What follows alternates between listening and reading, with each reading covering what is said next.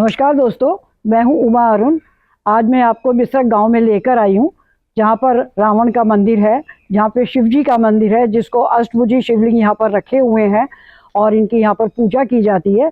ये जो जगह जहां मैं खड़ी हूं, ये रावण का जन्म स्थान है। रावण का नाम सुनते ही अधिकतर लोगों के मन में क्रूर राजा, अहंकारी व्यक्ति, एक असुर, सबको तुच्छ समझने वाला एक घमंडी व्यक्ति की छवि उभरती है। लेकिन असल में रावण जो थे वो एक बहुत ही सर्वशक्तिमान, अत्यंत बुद्धिमान व्यक्ति थे और अपने परिवार की फिक्र करने वाले थे और शिव जी के बहुत बड़े उपासक थे। रावण जी का जो नाम था वो भोलेनाथ जी ने ही उन्हें दिया था। रावण एक आदर्श भाई, आदर्श पति भी थे। जैसे अपनी पत्नी को बचाने के लिए वो एक आगे से उठकर चले गए थे, जो कि राम जी की सेना को तबाह कर सकते थे। इसके अलावा कुंभकर्ण जी को ब्रह्मा जी ने हमेशा से सोने के लिए वरदान दिया था। वो भी रावण जी ने तपस्या करके उसकी अवधि को 6 महीने कराया था। इससे पता चलता है कि रावण अपने भाई बहनों और अपनी पत्नी की कितनी चिंता करते थे। रावण की पूजा श्रीलंका में ही नहीं बल्कि भारत के कुछ राज्यों में भी की जाती है। भारत में ऐसे 5 ऐसे स्थान हैं जहाँ पर रावण जी के मंदिर हैं और भोलेनाथ जी के साथ उनकी पूजा की जाती है। पहला मंदिर तो यही है जहाँ मैं आपको आज घुमाने लेकर आई हूँ, बिसरक में, उत्तर प्रदेश में है। दूसरा मंदिर भी उत्तर प्रदेश में है। तीसरा मंदिर काकीनाडा, आंध्र प्रदेश में है। चौथा मंदिर मध्य प्रदेश में है और 5वां मंदिर भी मध्य प्रदेश में।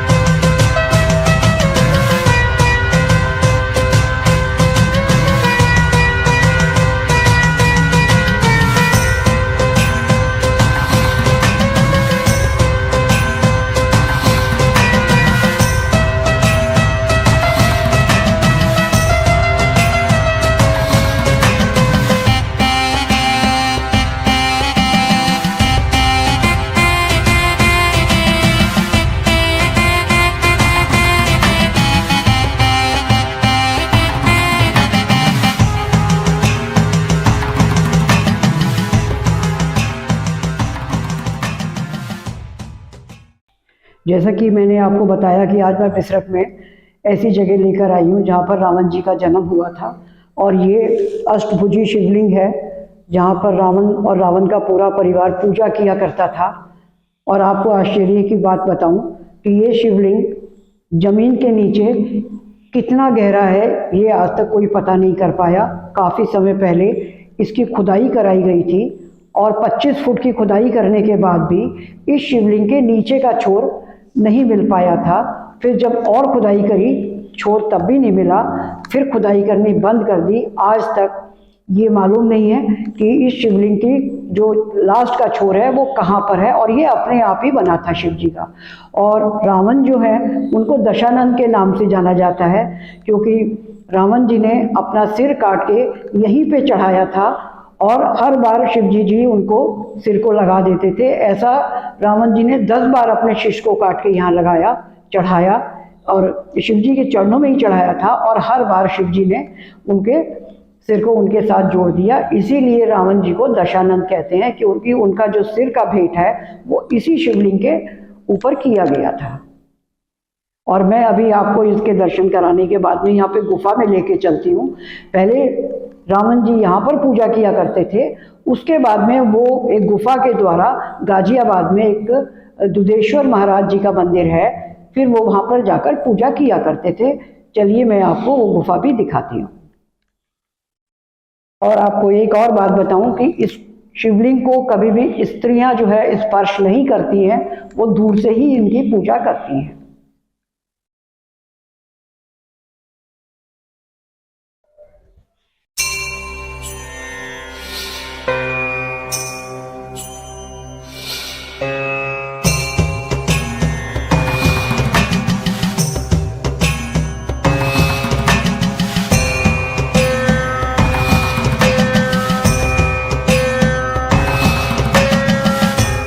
जैसा कि आप देख रहे हैं, अभी मैंने जिक्र किया था गुफा का, ये मंदिर है और मंदिर के बराबर में ही गुफा है।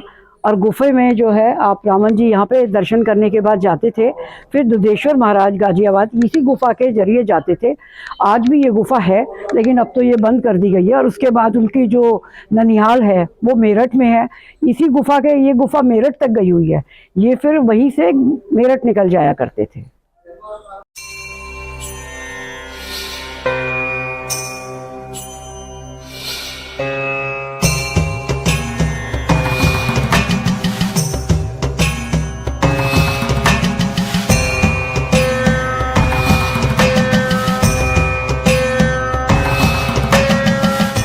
मैंने आपको अभी शिवा के दर्शन कराए हैं, उनकी मूर्ति के।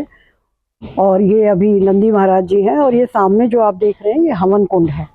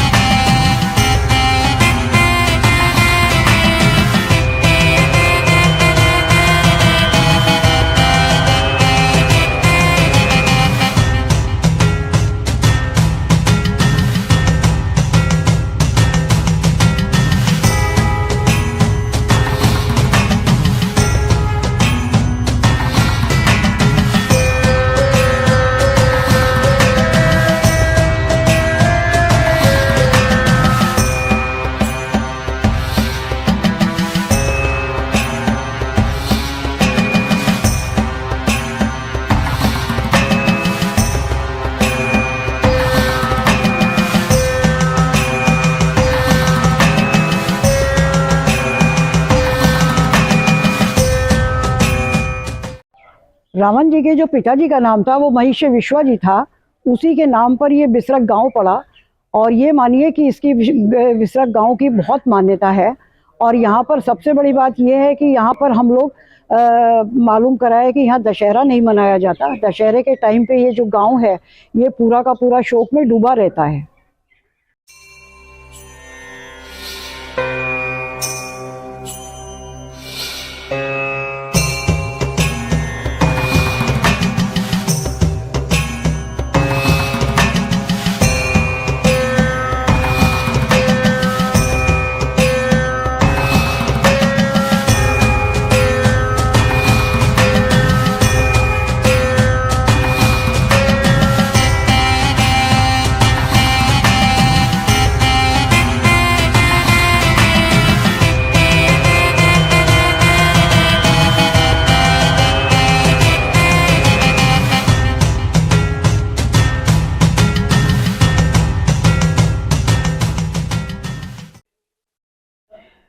ये जैसा कि आप इस मूर्ति में देख रहे हैं, यह रावण जी के पिताजी की मूर्ति है, जिनका ऋषि विश्वा नाम है, और साथ में शिव जी का शिवलिंग बना हुआ है। और सबसे बड़ी बात है, यहाँ पर ना तो रावण की कोई मूर्ति है, ना ही कोई राम की मूर्ति है। आइए मैं अभी सभी देवी देवताओं के दर्शन कराती हूँ। ये गौरी शंकर जी की प्रतिमा बनी हुई है, और साथ में नंदी महाराज जी भी हैं लगे हुए साथ में, और गणेश जी की भी मूर्ति है।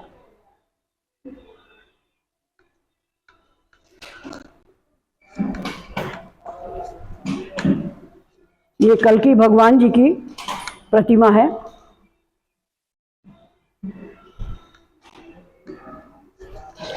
ये लक्ष्मी नारायण जी की मूर्ति है, यहाँ पर विराजमान है। ये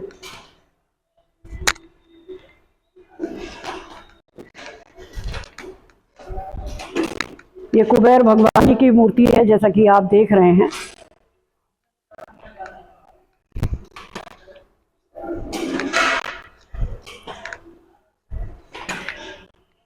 ये राधा कृष्ण जी की मूर्ति है।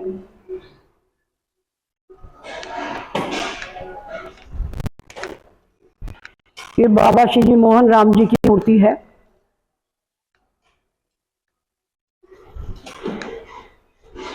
ये प्रभु राम, सीता और लक्ष्मण जी की मूर्ति है।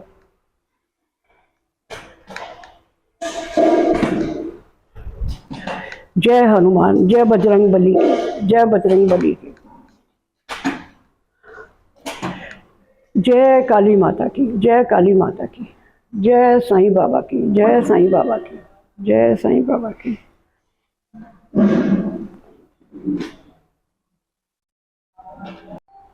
जैसा कि मैंने बताया कि ये रावण जी की जन्मभूमि है।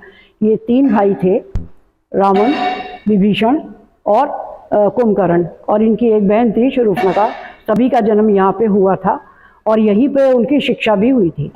और इन्हीं के नाम पे, इनके पिताजी के नाम पे ये गांव जो है बिसरख है, और बिसरख इनके पिताजी के नाम पर ही रखा गया था।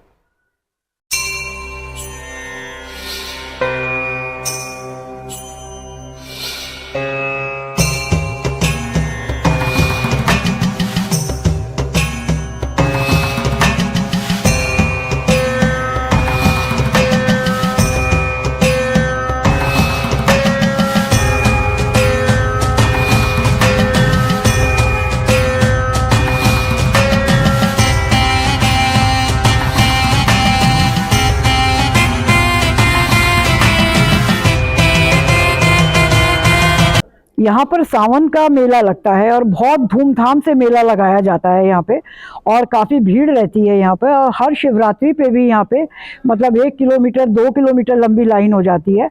और इस मंदिर की मान्यता बहुत है।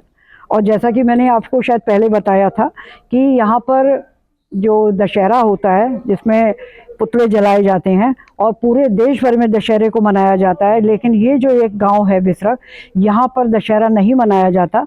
और दशहरे के टाइम पे ये पूरा बिसरख गांव शोक में डूबा रहता है। उसका रीज़न एक है कि यहाँ पे आज से 70-75 साल पहले यहाँ पे आयोजन किया गया था रामलीला का, और पुतलों का भी अरेंजमेंट किया गया था कि मतलब उनको, जैसे कि और जगह दशहरा मनाते हैं तो यहाँ पर भी मनाएं। लेकिन उस टाइम ऐसी दुर्घटना हुई कि 4-5 लोग मर गए, जिसकी वजह से उनको लगा कि ये मतलब यहाँ पे शुभ नहीं है रावण को जलाना, तो उन्होंने इसको नहीं मनाया। 2-3 साल के बाद फिर से उन्होंने कोशिश करी कि यहाँ पे दशहरे को, मतलब इस फेस्टिवल को सेलिब्रेट किया जाए, पुतले जलाए जाएं, और अपना जो ये अपनी दशहरा है जो पूरी तरह से मनाया जाए। लेकिन फिर से दुर्घटना हो गई। फिर से जिन्होंने मंच बनाया था रामलीला का, वो मंच पूरा टूट गया, और मंच बनाने वालों में से 2-3 आदमियों की मृत्यु हो गई थी। तब से यहाँ पर बिल्कुल है कि अब यहाँ पर रामलीला नहीं मनाई जाती है, दशहरा नहीं मनाया जाता है, और यहाँ पे रावण की खुशी मनाई जाती है। उस समय जैसे श्रीलंका में रावण की पूजा होती है, ऐसे ही यहाँ पर भी रावण की पूजा होती है। एमपी में मंदसौर नाम का एक गांव है जहाँ पर रावण की पूजा होती है, और इनकी पत्नी के नाम पर ही ये मतलब रखा गया है, और वहाँ पर इनको दामाद माना जाता है, क्योंकि उनकी जो पत्नी है वो मंदसौर गांव की ही हैं। पंडित जी, इस मंदिर में मैं दोबारा आई हूँ। अच्छा। मेरा अभी पैर में फ्रैक्चर हो गया था, उससे पहले मैं आई थी यहाँ पर, और मैंने दर्शन किए थे, मेरी बेटी साथ में थी और मैंने अभी दर्शन कर लिए हैं। तो मुझे इस मंदिर के बारे में सूक्ष्म रूप से थोड़ा सा बताइए, इस मंदिर की क्या कहानी है, कैसी कथा है। मंदिर जो है ना, ये करीब करीब युगों पुराना है जी। इसकी गिनती लगा पाना तो बड़ा कठिन है। जन्म स्थान यहाँ पे है तो हाँ, आप एक बार सोचिए कि पुलस्त सप्त ऋषि का जन्म जो हुआ है वो सृष्टि के प्रारंभ में ही हुआ है। जी। सृष्टि के प्रारंभ में ही हुआ है। पहले सप्त ऋषियों को जन्म दिया ब्रह्मा जी ने, तो वो सब बैराग्य ले गए, जो उन्होंने हमेशा बालक ही रहते हैं जो। उसके बाद फिर ये 7 ऋषि पैदा किए, इसमें अत्रि मुनि, वशिष्ठ, पुलस्त, इस प्रकार से 7 ऋषि इन्होंने पैदा किए हैं। तो ये जो 7 उन्हीं 7 ऋषियों में एक हुए महर्षि पुलस्त। तो पुलस्त को जब ब्रह्मा जी ने कहा कि तुम सृष्टि का प्रारंभ करो, अत्रि मुनि को भी कहा, सभी को कहा है। तो पुलस्त का जो विवाह हुआ है महाराज दक्ष की सबसे बड़ी बेटी थी हरबीबो, जो सती की बड़ी बहन थी, माता सती की बड़ी बहन थी। उनका विवाह हुआ था महाराज पुलस्त से। फिर पुलस्त से 2 संतानों का जन्म, उसी समय का ये मंदिर है, ये ऋषि पुलस्त का ही आश्रम है। तो उनसे 2 संतानों का जन्म हुआ, महर्षि विशेषरवा और अगस्त मुनि। 2 बच्चे हुए। तो अगस्त मुनि ने संकल्प लिया आज जन्म ब्रह्मचर्य, तो वो तो संन्यास लेके चले गए। तो पुलस्त ने कहा देखो ब्रह्मा जी ने मुझे संसार में लाए हैं, जो आपके बाबा हैं, तो आप उनके आदेश का पालन करो और तुम विवाह करके सृष्टि की आगे बढ़ाओ। तो फिर इनका पहला विवाह हुआ है, विश्वामित्र की बहन ब्याही थी भरद्वाज मुनि को। विश्वामित्र ऋषि की बहन ब्याही थी भरद्वाज मुनि को, और भरद्वाज मुनि की बेटी थी, इसका नाम था इडविला। तो भरद्वाज मुनि की बेटी थी, उस इडविला ब्याही थी महर्षि विशेषरवा को, पहली पत्नी विशेषरवा को ब्याही थी। उससे जन्म हुआ कुबेर का। उसके पश्चात जो मालदीव का राजा था, इसका नाम था माल्यावन। माल्यावन पूरी दुनिया पे राज्य अपना फैलाना था। तो उसके जो गण थे ना, वो पूरे दुनिया में फैले हुए थे। जैसे एक इनका जो वंश आपको बताते हैं माल्यावन का, एक सुकेतु नाम का राक्षस था, जिसको वरदान दिया था माता पार्वती ने कि जन्म लेते ही आप लोग युवा हो जाओगे। तो उसने गंधर्वों की कन्या से विवाह किया, समझे। उससे 3 पुत्र पैदा हुए थे, माली, सुमाली और माल्यावन। तो माल्यावन सबसे बड़ा था। अच्छा, जो सुमाली था उनके ये हुए खरदूषण, समझे। और ये जो माली था ना, उसका मारीच पैदा हुआ, मारीच पैदा हुआ। और माल्यावन को बेटी पैदा हुई जिसका नाम था केतकी। तो उसने ब्रह्मा जी की कठोर तपस्या की। तपस्या करने के पश्चात उसने ब्रह्मा जी से वरदान मांग लिया कि मेरे ऐसे पुत्र हों, प्रतापी पुत्र हों, जो पूरी दुनिया में जिनका नाम, देवता भी इनसे डरे। तो उन्होंने कहा देखो देवी, ऐसे पुत्र तो जब ही पैदा होंगे जब किसी तेजस्वी पुरुष से आपके संबंध होंगे। उन्होंने धरती पे कौन है ऐसे? तो उन्होंने कहा कि देखो अथर्व वेद के विद्वान महर्षि विशेषरवा पृथ्वी पर रहते हैं, उनसे विवाह करा। तो इसने जाकर महर्षि विशेषरवा से विवाह। अभी रावण जो है, तब रावण का वंश पैदा हुआ।